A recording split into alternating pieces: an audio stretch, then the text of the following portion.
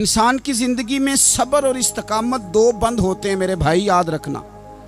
اگر آپ کے اندر صبر اور استقامت ہے تو آپ کی خواہشات کنٹرول میں رہتی ہیں، اور اگر یہ صبر اور استقامت آپ سے چھوٹ جاتا ہے، بڑا کچھ لوگ کہیں گے، بڑی باتیں کریں گے، بڑا کچھ سنایا جائے گا، اپنے بیگانے کئی رستوں پر کئی جملے کسیں گے، اگر یہ دونوں بند ٹوٹ گئے تو آپ کی خواہشات بے لگام ہو جائیں گی، وہ آپ سے وہ کام کرائیں گی جو آپ نے خواب میں بھی نہیں سوچا ہوگا۔ صبر اور استقامت، میں پڑھ رہا تھا، علماء نے لکھا ہے کہ قرآن پاک میں اللہ نے 90 کے قریب تقریباً 90 مرتبہ صبر کا ذکر کیا، اور حدیث پاک میں میرے رسول پاک نے تقریباً 900 مرتبہ صبر کی تلقین فرمائی ہے۔ قرآن مجید تو کسی بات کو اشارتاً کر دے تو وہ کافی ہے، لیکن جگہ جگہ قرآن مجید نے کہا، جگہ جگہ کہا، یا ایھا الذین آمنوا اصبروا وصابروا ورابطوا، ایمان والو صبر کرو، ڈٹے رہو، کمر بستہ رہو، واتقوا اللہ، اللہ سے ڈرو، لعلکم تفلحون، اس امید پر کہ تم فلاح پا جاؤ۔ اپنی زندگی تھوڑی سی حوصلے والی گزاریں۔ آپ کسی کی محبت میں کوئی جملہ کہے تو اسے بھی ذرا سہنا سیکھیں، اور کسی اپنے کے خلاف جب کوئی بندہ بات کرے تو اسے بھی سہنا سیکھیں۔ جس طرح تعریف آپ کو میٹھی لگتی ہے نا، اسی طرح جب تنقید بھی میٹھی لگنے لگے نا، جو نظریے کے لوگ ہوتے ہیں انہیں تنقید اور تعمیر سے فرق نہیں پڑتا، کیونکہ وہ ان کا اپنا ایک ویژن ہوتا ہے، ان کی اپنی ایک سوچ ہوتی ہے، وہ اپنے نظریے پر چل رہے ہوتے ہیں، انہیں زیادہ پریشانی نہیں ہوتی، انہیں دکھ بھی اتنی تکلیف نہیں دیتے، جتنا مزہ سکھ دیتے ہیں اتنا ہی مزہ دکھ دیتے ہیں، کیونکہ ان کا ایک ویژن ہے۔ قرآن مجید کا ایک دوسرا مقام ہے، سورہ لقمان ہے، حضرت لقمان اپنے بیٹے کو نصیحت کرتے ہیں تو کہتے ہیں، یا بنیا، اے میرے بیٹے، اقیم الصلاۃ وامر بالمعروف، ایک تو نماز قائم رکھنا،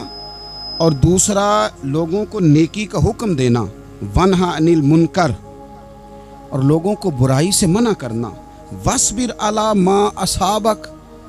اور اس رستے میں جو تجھے تکلیف آئی اس پر صبر کرنا۔ بیٹے کو نصیحت کر رہے ہیں باپ، اور لہجہ دیکھیے کہ یا بنیا، او میرے بیٹے، کیا لہجہ ہے، کیا انداز ہے، او میرے بیٹے۔ ایک تو یہ کرنا، نماز قائم رکھنا، بھلائی کا حکم دینا، برائی سے منع کرنا، اور اس پر جو تجھے مشکل آئے اس پر صبر کرنا۔ اور پھر کیا کہتے ہیں، قرآن مجید کا انداز دیکھیے، فرمایا ان ذالک من عزم الامور، بے شک یہ بڑی ہمت والے کام ہیں، نیکی کا حکم دینا، برائی سے منع کرنا، نماز پڑھنا اور مصیبت پر صبر کرنا، یہ ہمت والے کام ہے پتر، ہمت والے کام ہے، ذرا ڈٹ کے کرنا، بے حوصلہ نہ ہونا۔ ایک بزرگ بیٹھے تھے، اللہ کے نیک بندے بھی تھے اور تجارت بھی کرتے تھے، لاکھوں کا کاروبار تھا، بزرگ بیٹھے ہوئے ہیں تو اچانک خبر ملی کہ حضرت صاحب پڑھا رہے تھے سبق، خبر ملی کہ آپ کا وہ جو ایک جہاز تھا نا، مال بردار، وہ جہاز آپ کا ڈوب گیا پانی میں۔ فرمانے لگے الحمدللہ، سبق پڑھاتے رہے، 2-4 گھنٹے گزرے تو ایک بندہ پھر آیا، اس نے آ کے کہا، حضور مبارک ہو، وہ جو جہاز ڈوبنے والی خبر تھی وہ غلط تھی، وہ جہاز آپ کا بالکل ٹھیک ٹھاک ہے، لاکھوں روپے بچ گئے۔ فرمانے لگے الحمدللہ، سبق اسی روٹین سے پڑھاتے رہے، پہلی نقصان کی خبر آئی تو پھر بھی الحمدللہ، اور دکھ کی خبر آئی پھر بھی الحمدللہ، سکھ کی آئی تو پھر بھی الحمدللہ، سبق اپنی روٹین سے پڑھاتے رہے، سفر جاری رہا، رکے نہیں۔ اختتام ہوا تو طلباء کہنے لگے، حضور اتنے بڑے نقصان کی خبر آئی، جملہ ہی کوئی نہیں ٹوٹا آپ کا، لفظوں کے اندر کہیں ہم نے اتار چڑھاؤ نہیں دیکھا، حضور چہرے پر کوئی پریشانی نہیں، اور پھر اتنی بڑی خبر ملی خوشی کی، کوئی آپ کی آنکھوں میں روشنی نہیں آئی،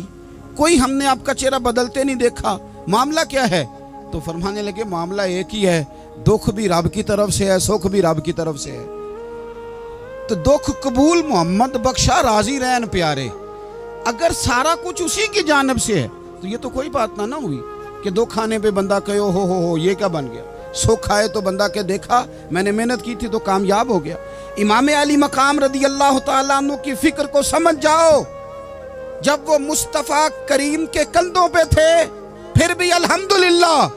اور جب ان کا سر نیزے کی نوک پہ تھا پھر بھی الحمدللہ۔ کسی مقام پر کسی جگہ بھی حسین ابن علی شکوہ کرتے نظر نہیں آتے، سیدنا امام علی مقام ہر مقام پہ کہتے ہیں الحمدللہ अल्हम्दुलिल्लाह अल्हम्दुलिल्लाह। जब तक वो मस्जिद नबवी के मिंबर पर जलवा फिराज थे और जब तक जमाना हाथ बांधे उनके सामने खड़ा था, फिर भी अल्हम्दुलिल्लाह। और जब उनके बच्चों के हाथों में जालिमों ने जंजीरें डाल दी तो फिर भी अल्हम्दुलिल्लाह। जब तक सूरज चांद भी सैयदा ज़ैनब के घर के करीब से गुजरते थे तो ज़रा थोड़ी नज़र हटा के गुजरते थे मालिक, फिर भी अल्हम्दुलिल्लाह। और जब शाम के बाज़ार में परदेसी बहन अपने भाई का कटा हुआ सर लेके सफ़र कर रही थी तो फिर भी अल्हम्दुलिल्लाह, मारो मारो ना मैनू मार मुकाओ, मैं कोई उज़र ना पेश ले आवां ते जे सोना ही मेरे दुख विच राजी, जे सोना ही मेरे दुख विच राजी ते फिर सुख नू चुल्ले डावां। ये अल्हम्दुलिल्लाह का मिजाज लाओ। ये रोज़ जो घर में लड़ाई करना, रोज़ इख्तलाफ राय की बात करना, रोज़ कभी किसी की गीबत करना, कभी किसी की करना, कभी किसी चौक में बैठ के शिकवा करना, कभी किसी चौक में बैठ के शिकवा करना, कभी कहना कि फलां जगह में नाकाम हो गया, फलां की वजह से हो गया। ये कुछ शेवा है मुसलमानी का? मुसलमान हर हाल में अल्लाह की तस्बीह पढ़ता है, मुसलमान हर हाल में अपने रब को याद करता है। वो कहता है बहार हो के खिज़ां ला इलाहा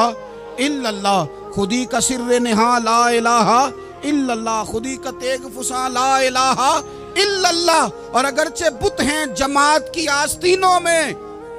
अगरचे बुत हैं जमात की आस्तीनों में, पर मेरी मजबूरी है ना, मुझे है हुक्म अज़ां ला इलाहा इल्लल्लाह। अपनी ड्यूटी करता है वो अपने काम लगा रहता है।